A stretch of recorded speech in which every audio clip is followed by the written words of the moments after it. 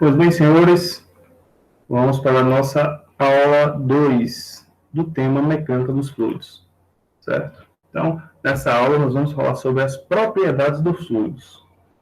Então, os objetivos gerais dessa aula é ter um conhecimento prático das propriedades básicas dos fluidos e compreender a aproximação do meio contínuo, ter um conhecimento prático sobre a viscosidade e suas consequências dos efeitos do atrito, que ela causa no escoamento do fluido, e calcular a ascensão e depressão capilar, devido ao efeito da tensão superficial.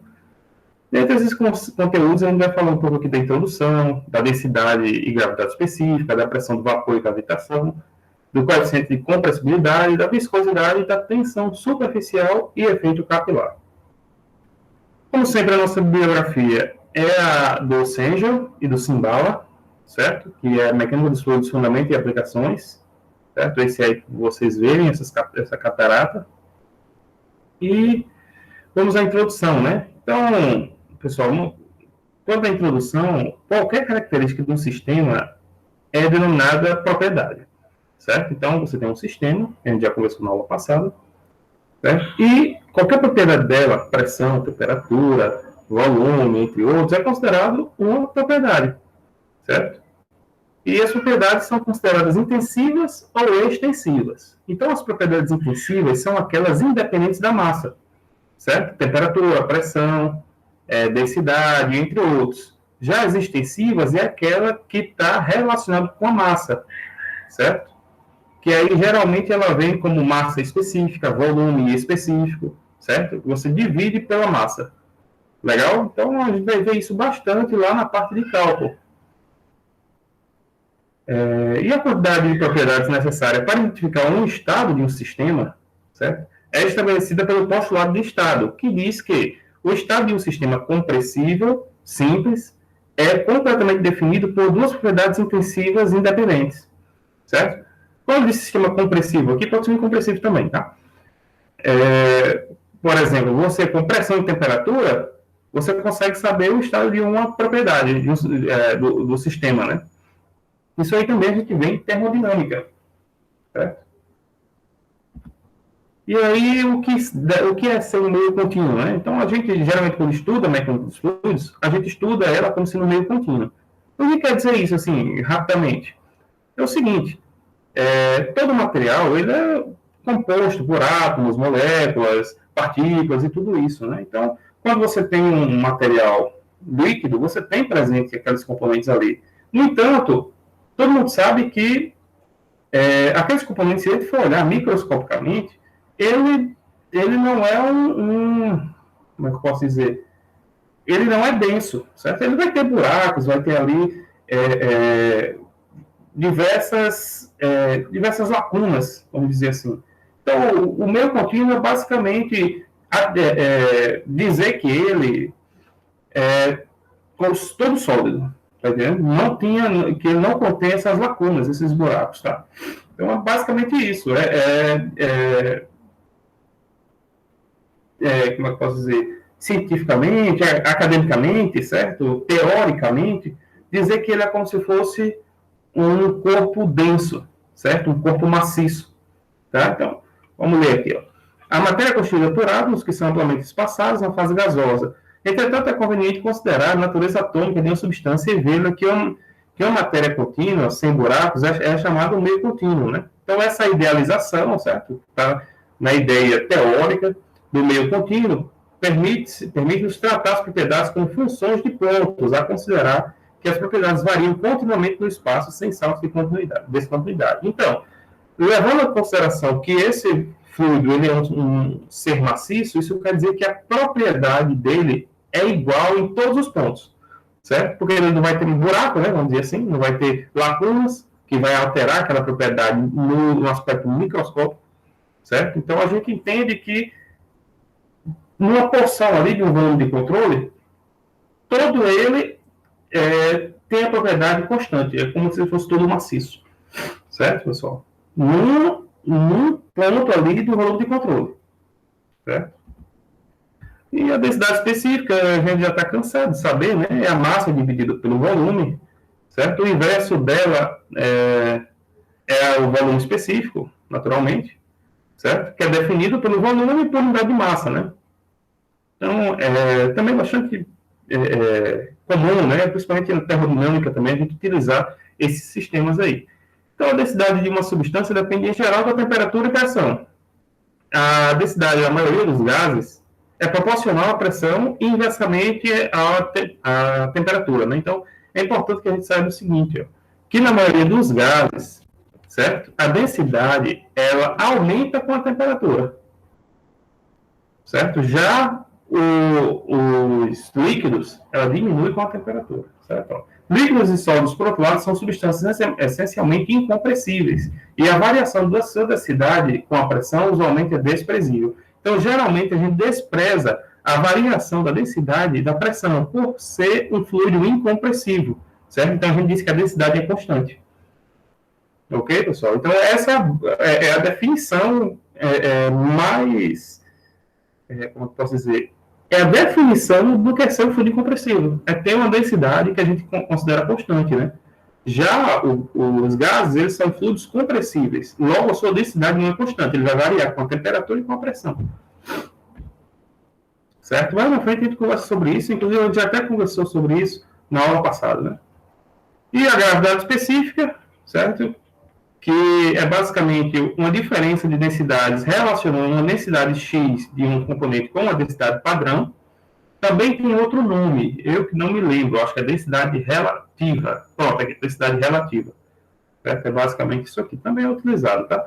E o próprio peso específico, que vai ser a densidade vezes a gravidade. Esse é o peso específico. Certo? Então, ao invés de ser quilogramas por metro cúbico, vai ser newton por metro cúbico. Haja vista que ele vai multiplicar lá a densidade pela gravidade. Certo? Aqui, ó. Também a gente usa bastante isso aqui. E aí nós temos a densidade dos gases ideais ou perfeitos, né? Então a gente utiliza esse postulado, essa equação de Clapeyron, né? Que a gente viu principalmente no ensino médio, né? PV é igual a nRT, ou PV é igual a RT, né? Ou P é igual a ρ RT, né? Que é a mesma coisa, certo?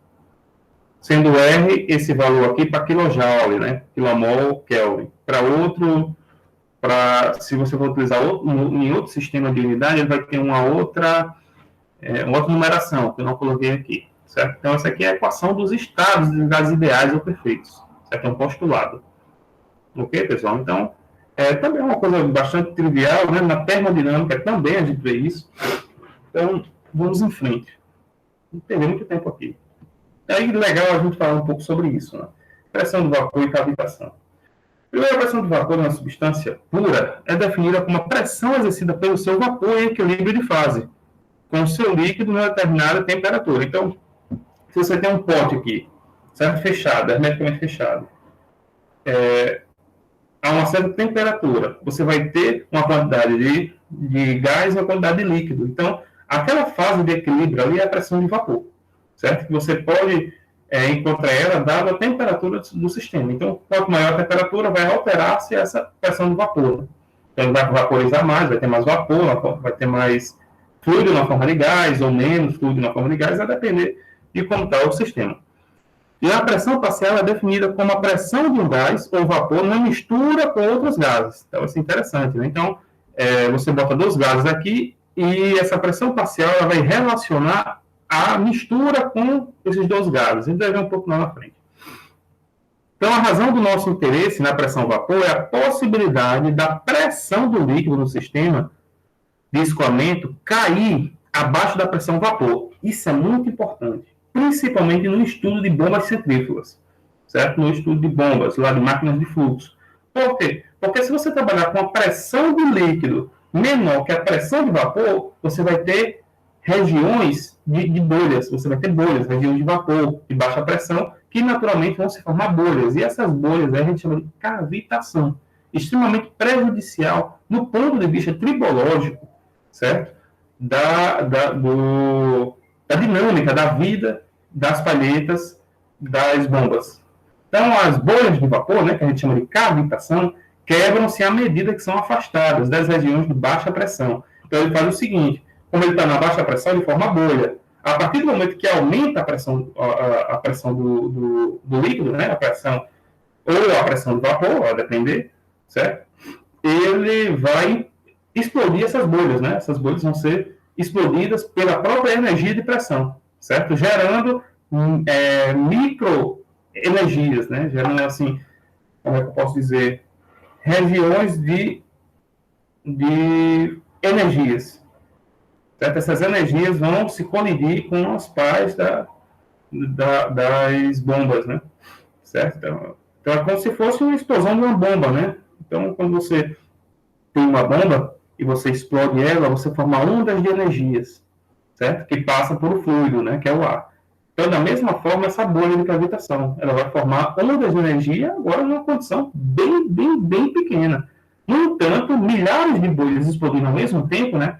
Vai gerando, com o tempo, uma erosão, que a gente chama de cavitação.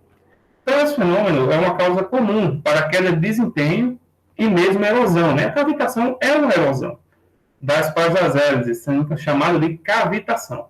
E é uma consideração relevante no projeto de turbinas e bombas, né? Então, lá na frente, na disciplina de máquinas de fluxo, a gente vai ver, né, que tem um padrão chamado padrão NPSH, que é um padrão que a gente utiliza para justamente calcular a fim de diminuir o máximo possível as condições de cavitação no sistema.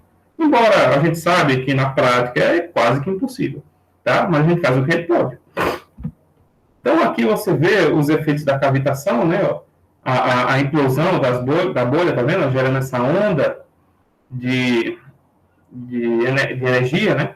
E aqui você vê várias bolinhas, ó, explodindo aqui, certo?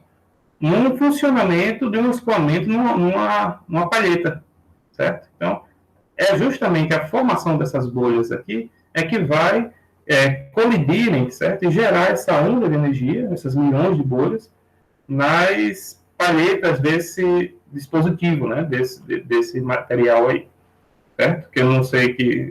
me aparenta ser uma turbina, né? E aí nós temos o coeficiente de compressibilidade. É uma observação habitual que o fluido contrai-se quando é aplicado pressão maior sobre ele, e expande quando a pressão aplicada é reduzida. Então, é aquele efeito elástico, certo? Que a gente vê lá nos sólidos, tá? Então, basicamente, a gente pode fazer essa relação. Ele vai fazer aqui. Isso é, os fluidos agem como sólidos elásticos, ó, com relação à pressão. Portanto, de maneira análoga ao módulo de Young, né?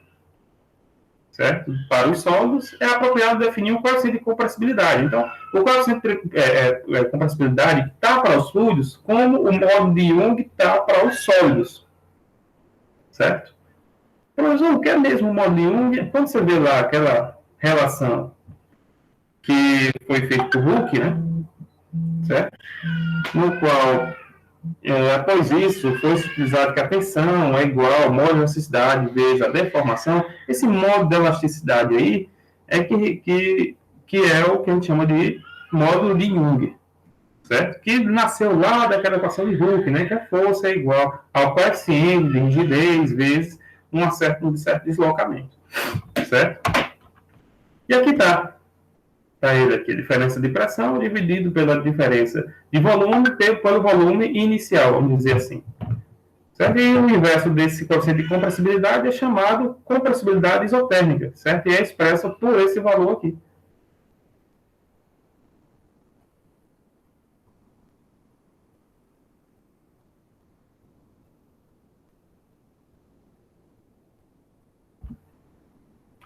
Certo? E aí, ó, a densidade de um fluido, em geral, depende mais intensamente da temperatura, certo? Do que da pressão. Então, a gente já falou isso. Tanto que a gente não trata nem muito a pressão quando está falando de fluidos compressíveis. A gente já relaciona diretamente a sua densidade com a temperatura. E a variação da densidade com a temperatura é responsável por uns fenômenos naturais, né? Por exemplo, o vento, certo? Então, essa dinâmica do vento no nosso planeta Terra é dada pelas essas diferentes regiões temperadas, né, de temperaturas, certo? Que alteram-se as suas densidades, né, as moções e tudo isso, certo? E também daí a frase, o calor sobe, né? O próprio conceito de convecção está diretamente relacionado com esse valor, né? Então, a propriedade que fornece essa informação e o coeficiente de expansão do volume, expansão é definida por isso aqui, né? Então, a gente sabe que se eu aumento a temperatura, ele tende a subir. Se eu diminuo a temperatura, ele tende a descer, certo? Então, é um sistema de convecção do qual a densidade é diretamente proporcional à temperatura, certo? O que não é bem assim para a viscosidade, tá? Então, a viscosidade já a temperatura, o aumento da temperatura aumenta a viscosidade para o gás, certo? A gente vai falar aqui sobre isso.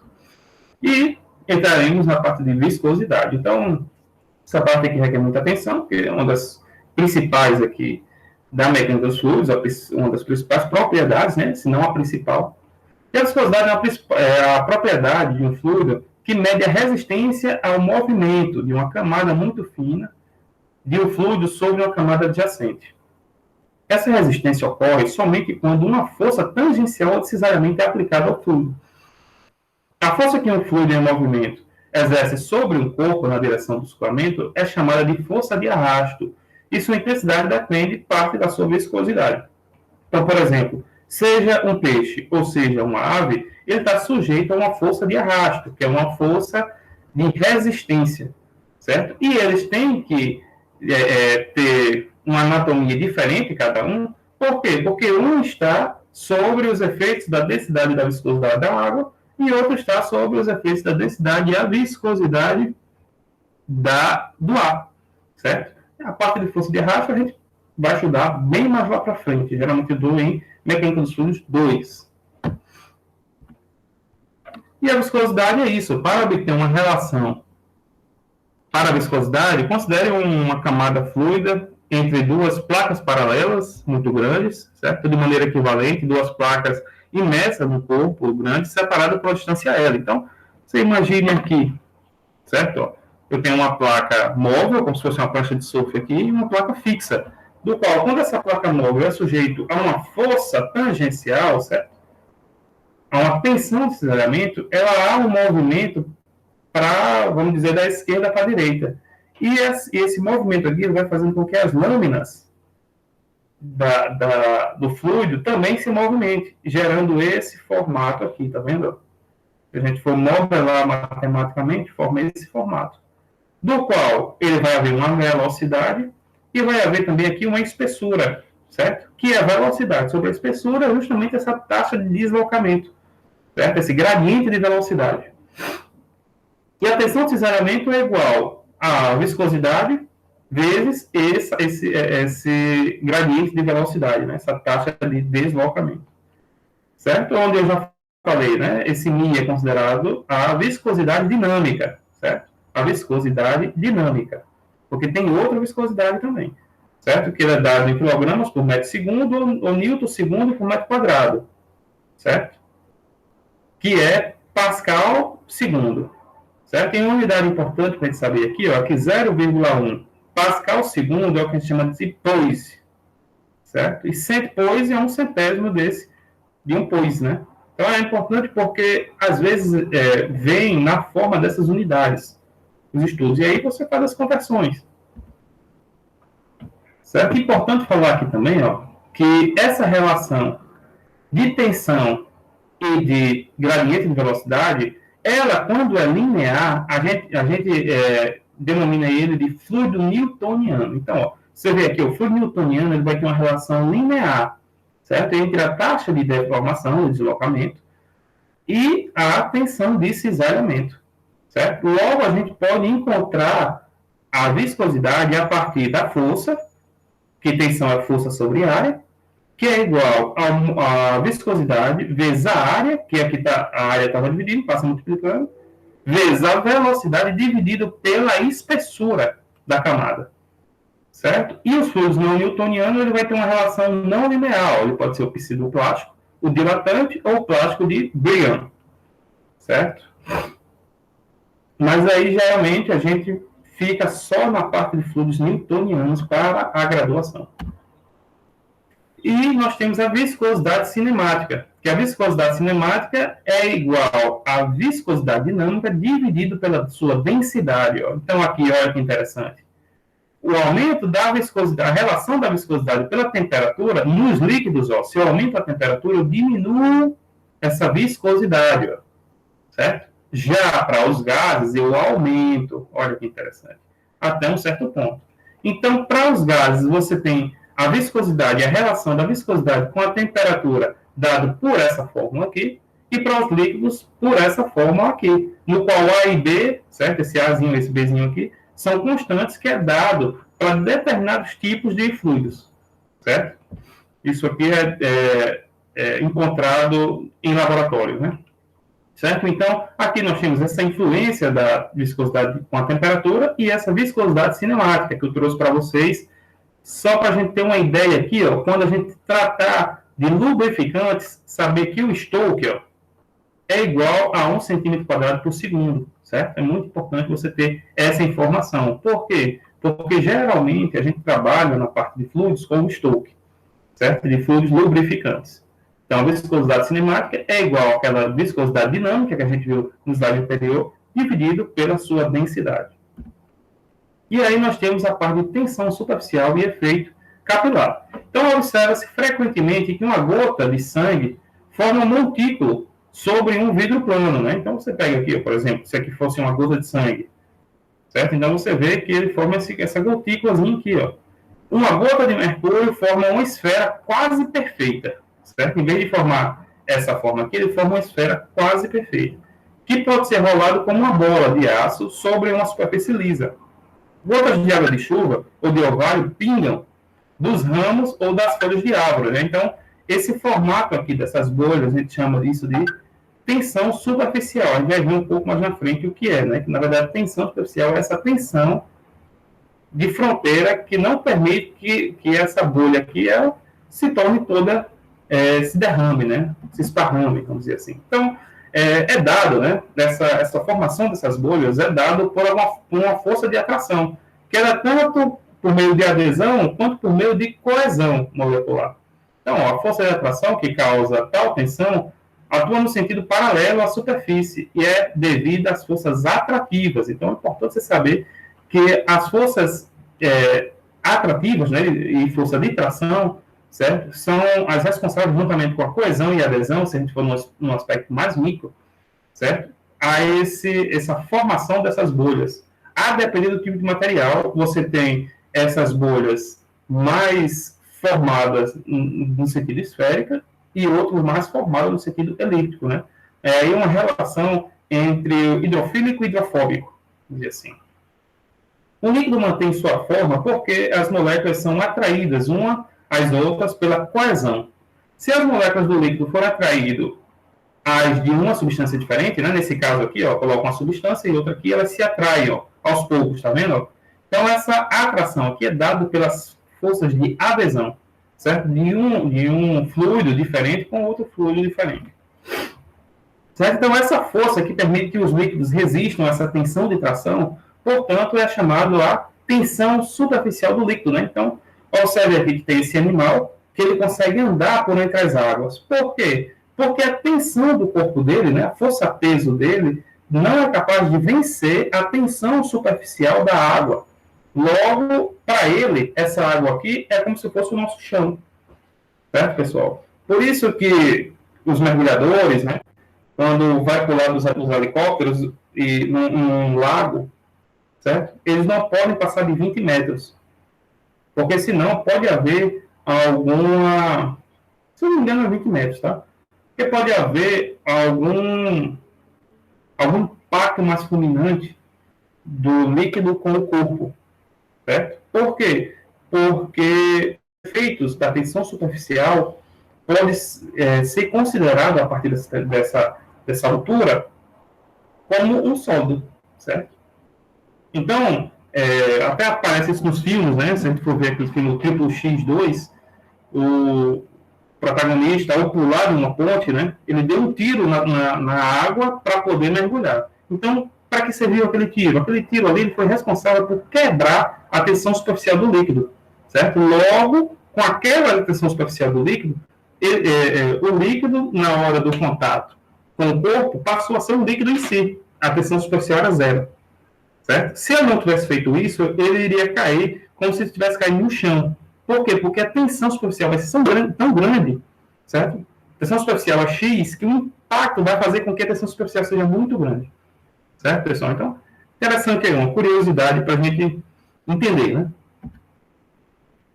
E outra consequência interessante dessa tensão superficial é o efeito capilar, que é a ascensão ou depressão de um líquido, né? Então, essa ascensão ou depressão. Isso é muito comum quando a gente vai estudar química, né? Então, professor, como é que eu meço aqui esse fluido? Eu meço da ponta da bolha ou da ponta aqui da onde eu encontro o meu fluido, né?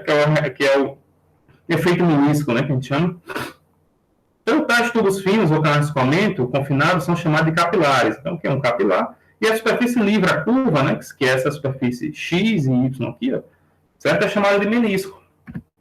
E aí você tá, ó, se a adesão de um líquido às moléculas de superfície de seu recipiente for maior do que a força de coesão entre as moléculas do líquido, a gente tem aqui um fluido umectante, certo? Isso quer dizer o quê? Que ele tem esse formato aqui, ó, côncavo, onde a gente mede a distância a partir desse ponto mais côncavo. Se a adesão de um líquido às moléculas da superfície de seu recipiente for menor do que a força de coesão entre as moléculas do líquido, temos o chamado líquido não umectante, certo? Ele forma essa bolinha aqui, ó, convexa, certo? Você mede a partir da região mais próxima aqui, ó, certo? Sempre na região de fundo da bolinha, tá vendo aqui, ó? Esse ponto aqui de fundo, esse aqui que não é de fundo, é o mais longe, né? Mais longe, certo? Mas sempre na barriga, vamos dizer assim.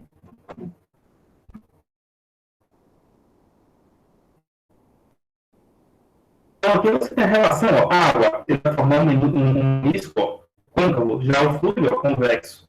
Certo? E aqui você, como você deve medir, né? Para a água e para o mercúrio. Legal, pessoal? Próxima aula, então, a gente vai resolver alguns exercícios, certo? Da parte de propriedades dos fluidos. Muito obrigado pela atenção e ficamos para a próxima aula.